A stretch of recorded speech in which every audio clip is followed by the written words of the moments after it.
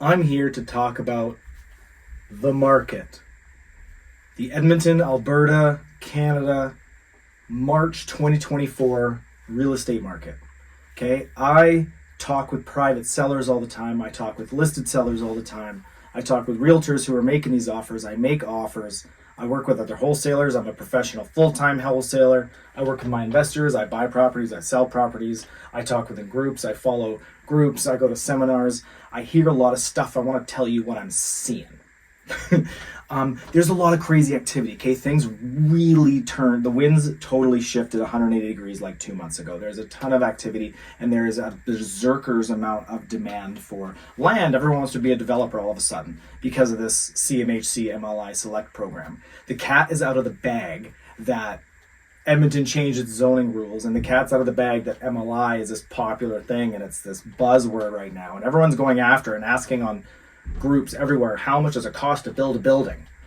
The slump market in Edmonton is over. Okay, we've had a slump market since 2012. The median home price has not moved a lot.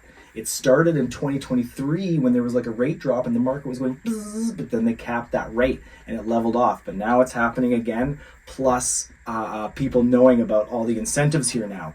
It's really good for sellers. Sellers are selling their properties for a solid price now, for at least what they were worth. A little in the past. They're getting fair prices. It's really good for people that already own. There's lots of activity, and it's good for people who are, transacting with the activity.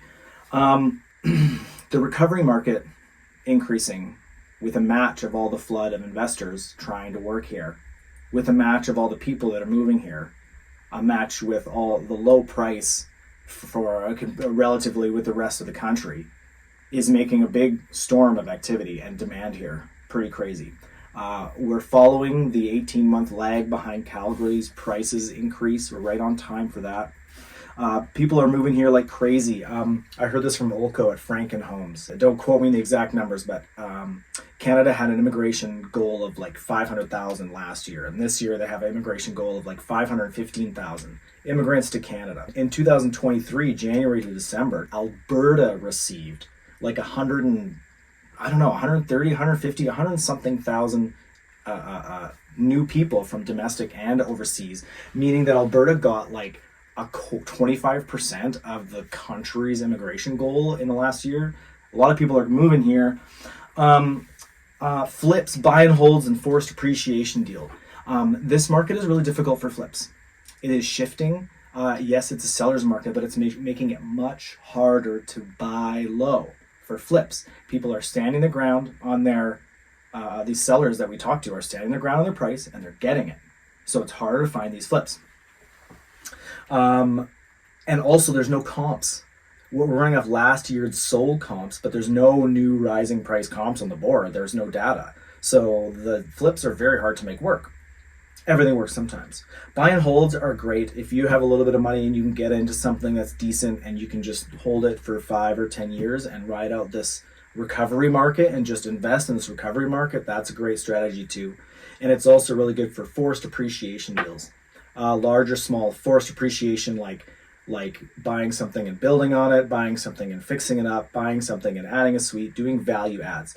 Those problem houses that you can do forced appreciation deal, those are looking pretty good right now. I've also coined a new term. I call this demographic of sellers, baby ballooners, because there are all these baby boomers now that know about the city zoning or something, and they're like, oh, the builder's buying everything. Well, my property's worth $1 million now, and they have this overinflated idea of what their property is worth. Those are a common demographic in the marketplace, baby ballooners. Everybody knows about the zones, the cat's out of the bag, but people don't know about the city plan. Look it up, the Edmonton city plan, and people don't know about a huge city buy-up in Calder, of all places, in Edmonton. The LRT just opened up months ago in the south through Bonnie Doon.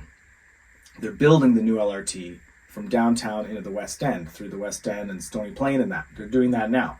The next one is going to go from Nate, Blatchford, the old airport, over the tracks, land in Calder, and then go up to Castle Downs. So all the sellers that live on 113A Avenue in Calder just received a notification from the city with an offer to buy their house so that they can land the train in the dog park and they can use that road for the LRT.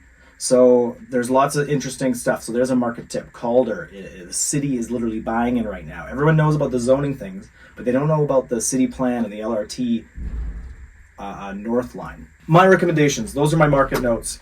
My recommendations, if you have a little, buy something safe and small, even at fair market value today that has some life into it. You're getting into a good recovery market time on the grand scale of things. An opportunity I see missed is small flips. Buying something with not an insane discount, because those don't exist anymore, but doing a small forced appreciation and selling it for a smaller margin, because the recovery market, those newer higher a seller's market will help you sell, and your low rental cost will keep your risk down for that gap. I just seen that done. A gentleman in Fort Sask, $10K on flooring and $12K on painting, and got and pushed about $100,000 gap. It's pretty cool. Multifamilies, new or old, are always a good investment, and at this time it'd be great to get in on this recovery market. And different things. My advice is to find the different things. There's lots of things that just, like a pilot or something, that people are missing out on because it's not this exact cookie cutter thing that they're looking for. But if you're willing to sacrifice a little variations, there are lots of deals out there. Those are my market notes. Again, my recommendations: buy and hold if you can. Small flips is a missed kind of white space right now. Multifamilies and the different kinds of deals. That's my market notes. Thank you for listening. Please look out for the deals in the newsletter. I follow this stuff every day, all day. Safe travels.